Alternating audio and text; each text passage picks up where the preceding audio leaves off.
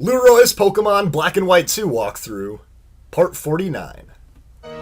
What's going on, guys? Welcome back, and today we're on Route 11, unless we're now going by Roman numerals and I haven't been informed, then we're on Route 2, but yeah, this is a short route that is going to lead us to Opelucid City, since we just came from the village bridge. And that's where our next gym badge is, so pretty important stuff. We'll start off by facing this Pokemon breeder on the bridge here, which I gotta say, it's a pretty unsafe bridge. There's really nothing stopping you from just falling straight off the side and getting yourself killed. And the worst part is you wouldn't even be able to get back up because you don't have the HM for waterfalls, so you're just stuck there forever. So yeah, that'd be pretty unfortunate. But yeah, I've got my Samurott out up front, so unfortunately I have an electric type of Molga, but I did go ahead and teach myself the TM Blizzard, so that's pretty useful. Especially when they use Encore and it doesn't even work, but yeah, Blizzard can take care of those annoying Flying-type Pokemon. And finally, I have another advantage against Emolga, because, yeah, that thing is always giving me trouble. And, next up we have an Altaria, so a Dragon and Flying-type. Pretty good thing I have Blizzard on my side over here, so that's gonna be 4 times effective, easy one-hit KO. And yeah, Altaria can't really do too much to me there with the takedown. Altaria is a pretty decent offensive Pokemon, but its real strength is defensively. It has real good defense and special defense. Unlike most dragons are just bulked up offensively, rampage through everything, but Altaria holds its ground a little bit better. Unless it's got ice types coming at it, though. It can't really do too much to a Blizzard. So yeah, there we go. We defeated this Pokemon breeder. You can actually go ahead and rematch this trainer if you want, but that's nonsense. I'm not going to do that. Let's go inside this vehicle right here, and Yahoo.com, Google, AOL. Yeah, this person right here is just going to give you a favored mail. I don't even want this. This doesn't do anything for me. Really, it's just a worthless item, but I guess she's a nice person. And there's nothing to steal in here or anything. This is just bogus. I'm getting out. Alright, let's go ahead and fight this Pokemon Ranger. At least we'll get some berries afterwards for beating her. I trained my body and mind by standing under a waterfall. That's some pretty intense training. Nothing will faze me now. You know what? The only thing that happens when you stand under a waterfall for that long is you get all wrinkly skin. That's all that happens. You don't become a more powerful trainer. All that happened is you wasted time where you could have been training, you fool. But, she does have some water-type Pokemon, so I don't know. Maybe your Timpo will love just chilling under that waterfall all day long, so yeah, if you have the move Waterfall, don't use it because they're used to that. Just instead go for a Surf. Oh, and I actually kind of forgot that's not very effective. Yeah, that's not too smart. Yeah, I'm forgetting Temple doesn't actually get the ground typing until it evolves, so Temple is a pure water type, meaning it can hit you with a Hydro Pump almost like that, but luckily I avoided it. But yeah, Temple does have the Swift Swim abilities, so when it uses Rain Dance, it actually doubles up its speed and boosts up the water-type moves, so it's actually a kind of a deadly combination, you know?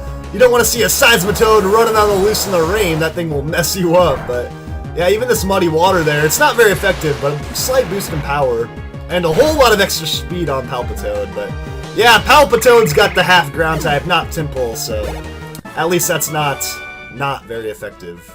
At least that's not very effective. Yes, that makes sense! I had to repeat it in my head to make sure I was not sounding crazy. Alright, so we got an Aspire Berry! Right on! Put it in the berries case. Alright, yeah, you better get back under that waterfall to train harder next time. Anyways, yeah, right here we have a patch of grass, and the only brand new Pokemon that you can find in here is Gligar, which is a flying and ground type Pokemon. Pretty good option, really good defensive Pokemon. It's fast, good attacker. I would highly recommend it. I think it's a great option. But if you're really afraid of bats, then I wouldn't do it. Anyways, supposedly there's some hidden item back here, and apparently I'm not physically capable of getting into that space, and you know what? I think I can't even get to it. It's way up there on that ledge. And check it out, my cross transceiver's ringing. Probably Yancey. Yeah, hi, is this Lueroi? No, it's not Lueroi, go away! Who gave you my number anyways? And I love how, like, you see the little volume thing next to her name? Clearly she's the only one talking. My character isn't talking, yet she, like, replies to me as if I'm speaking. I think she's crazy. Anyways, right when you cross this bridge, you're gonna see a Virizion jump down and stare you in the eyes, Alder style. Holy crap. yeah, we've got another legendary Pokemon, just like Cobalion, so yeah, I'm a little afraid of this thing. I don't know what I'm gonna do, man. It's just big old legendary sitting there in the middle of the road, not running away or anything. I'll try spraying some Repel, maybe ward this thing off and save the village! Yeah, that's right, Virizion. Scram! Repel! Repel! Oh no, it's not working. Abort mission! Alright. We're gonna have to think of something different for this thing. Let's grab this item, though. It's a max potion, so yeah, pretty important. Check out that big hole in the side of the wall there, too. But yeah, anyways, I'll just come back and finish off the video with that legendary right there. For now, let's surf over here and grab this item. But yeah, it's just like Cobalion. It's kind of weird. It's a legendary Pokemon, but you just kind of see it at a random spot in the game with no real cave or anything to go through to find it. But yeah, it's kind of cool just wandering around in the wild out here and just standing there in front of the road. Apparently these other trainers don't see him. They're like, whatever.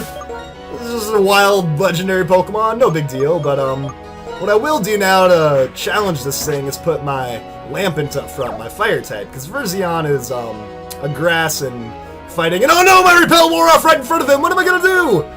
Oh, guess I gotta battle him now. Alright, so here we go. It's time for another legendary battle, this time against the grass member of the Swords of Justice, Virizion. Now, Virizion is very, very similar to Cobalion. They're both part fighting type. Virizion's grass, Cobalion was also part steel.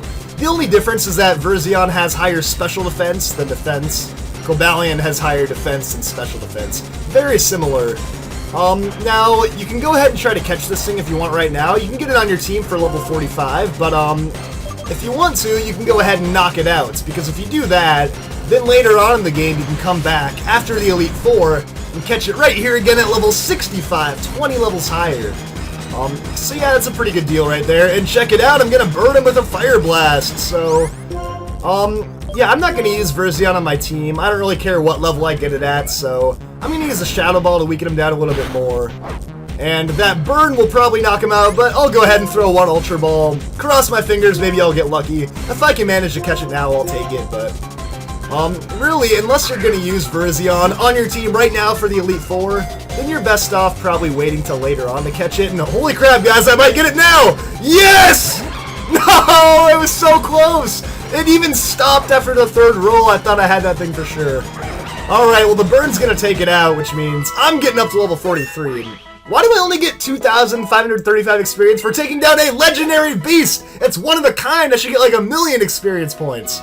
But Virizion ran off down the road. I thought it died. How could it run down the road? But yeah, now later on I can come back and try to catch it at level 65. And you know what?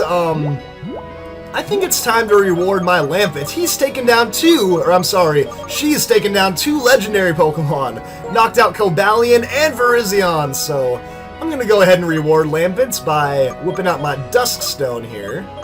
And yeah, I had to put everything in alphabetical order so I could actually find it. But yeah, I've been waiting to do this for a few videos. And in my opinion, there's really no point of having a Lampent on your team for too long of a time. Once it evolves into Chandelure, it's done getting level up moves, which is, you know, it's not the greatest thing in the world, but you're not missing out on too much by sticking around with Lampent. You might as well just evolve it right away into a Chandelure! So yeah, now we have one of the most powerful special attackers in all of the game on our team. And we are done with evolutions, which means we're finally ready to go to Opelucid City and get that next gym badge.